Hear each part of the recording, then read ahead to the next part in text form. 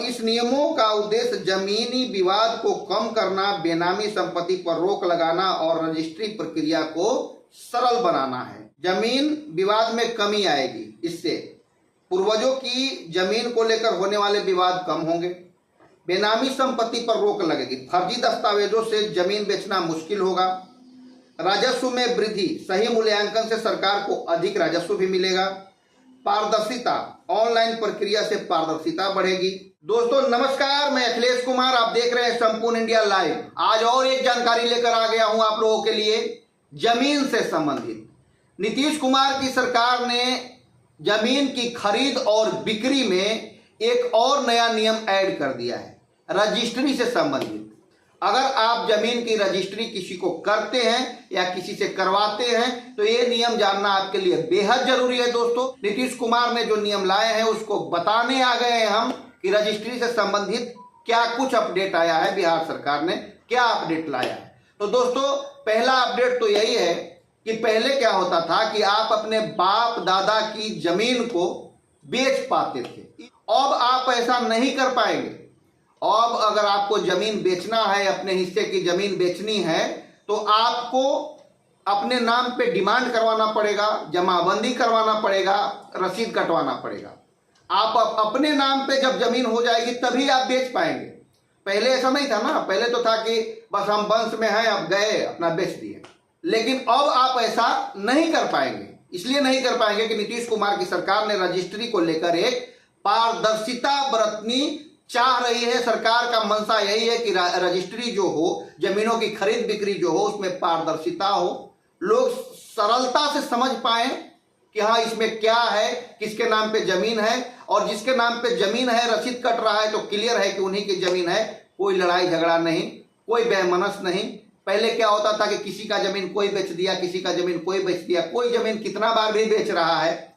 ऐसे ऐसे मामले भी बहुत सारा अदालत में लंबित है।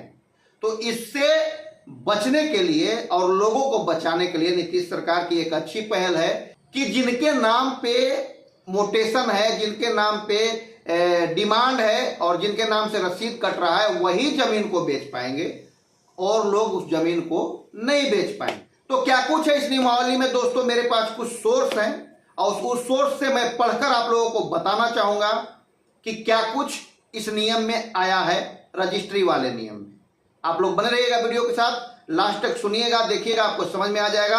और आपसे एक रिक्वेस्ट है कि आप लोग मेरे वीडियो को पसंद करते हैं तो लाइक कर दीजिए। और मैं समझता हूं कि अगर आप मेरे थंबनेल पे क्लिक करके आते हैं वीडियो देखने तो आपको नया पहली बार आते हैं तो सब्सक्राइब भी कर देना चाहिए, क्योंकि अगर आपको जानकारी मैं दे रहा हूं तो थोड़ा सा आपसे उम्मीद भी करता हूं। सिर्फ लाइक करने से मोटिवेशन मिलता है कि हम जो वीडियो बना रहे हैं उस वीडियो को लोग पसंद कर रहे हैं। और मेरे जो दर्शक मेरे साथ जुड़े हुए हैं उन दर्शकों का मैं बहुत बहुत धन्यवाद, शुक्रिया अदा करना चाहता हूं कि आप लोग मुझे बहुत प्यार दे रहे हैं, बहुत शेयर कर रहे हैं। तो ऐसे ही प्यार बनाए रहें। अब आते हैं मुद्दे की तरफ, रजिस्ट्री का नियम। तो अभी आप बने रहे वीडियो में, रजिस्ट्री का नियम मैं बताने का प्रयास करता हूं। नियम नंबर 1 है दोस्तों, समझिएगा, केवल जमाबंदी धारक ही जमीन बेच सकता है और अगर जमीन पूर्वजों के नाम पर है तो पहले उसे अपने नाम पर करवाना होगा। पहला नियम। दूसरा समझिए, जमीन की रजिस्ट्री के लिए गवाह की अनिवार्यता समाप्त कर दी गई है। अब सिर्फ क्रेता और विक्रेता की उपस्थिति ही जरूरी है, क्योंकि जिसके नाम पे है वही बेच रहा है तो गवाह का मतलब ही नहीं है। तीसरा समझिएगा, जमीन रजिस्ट्री के समय सही जमीन का मूल्यांकन करना अनिवार्य है। इससे कम कीमत पर रजिस्ट्री नहीं हो सकेगी। मतलब जो भी रजिस्ट्री है उसका जमीन जो है उसका मूल्यांकन करना, सही कीमत लगाना, उसका जांच करना अनिवार्य है। अब समझिए चौथा नंबर, ऑनलाइन आवेदन और दस्तावेज जमा करने की सुविधा शुरू कर दी गई है। पांचवा, रजिस्ट्री के बाद म्यूटेशन की प्रक्रिया स्वचालित रूप से शुरू हो जाएगी। ये 4-5 नियम आपको बताए गए हैं और इस नियमों का उद्देश्य जमीनी विवाद को कम करना, बेनामी संपत्ति पर रोक लगाना और रजिस्ट्री प्रक्रिया को सरल बनाना है। ये सारा कुछ दिया हुआ है। और देखिए, जमीन विवाद में कमी आएगी, इससे पूर्वजों की जमीन को लेकर होने वाले विवाद कम होंगे। बेनामी संपत्ति पर रोक लगेगी। फर्जी दस्तावेजों से जमीन बेचना मुश्किल होगा। राजस्व में वृद्धि, सही मूल्यांकन से सरकार को अधिक राजस्व भी मिलेगा। पारदर्शिता, ऑनलाइन प्रक्रिया से पारदर्शिता बढ़ेगी। समय की बचत, गवाह की अनिवार्यता खत्म होने से समय बचेगा। अच्छा, नए नियमों के लिए आवश्यक दस्तावेज क्या क्या है?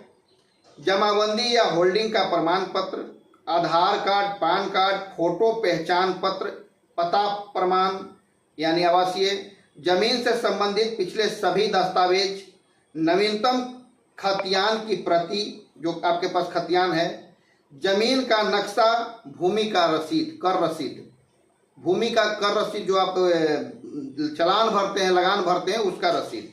इन दस्तावेजों के अलावा कुछ मामलों में अतिरिक्त कागजात भी मांगे जा सकते हैं। सभी दस्तावेजों की सत्यापित प्रतियां जमा करनी होगी।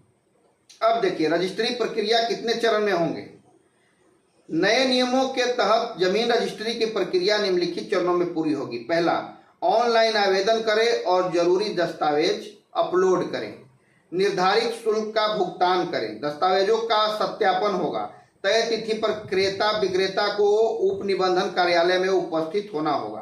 पांचवा, बायोमेट्रिक सत्यापन होगा। दस्तावेजों पर हस्ताक्षर किए जाएंगे। रजिस्ट्री पूरी होने पर प्रमाण पत्र जारी होगा। स्वचालित रूप से म्यूटेशन की प्रक्रिया शुरू कर दी जाएगी। पूरी प्रक्रिया में 15 से 30 दिन का समय लग सकता है। सभी दस्तावेज सही समय पर, प्रक्रिया जल्द ही पूरी हो जाएगी।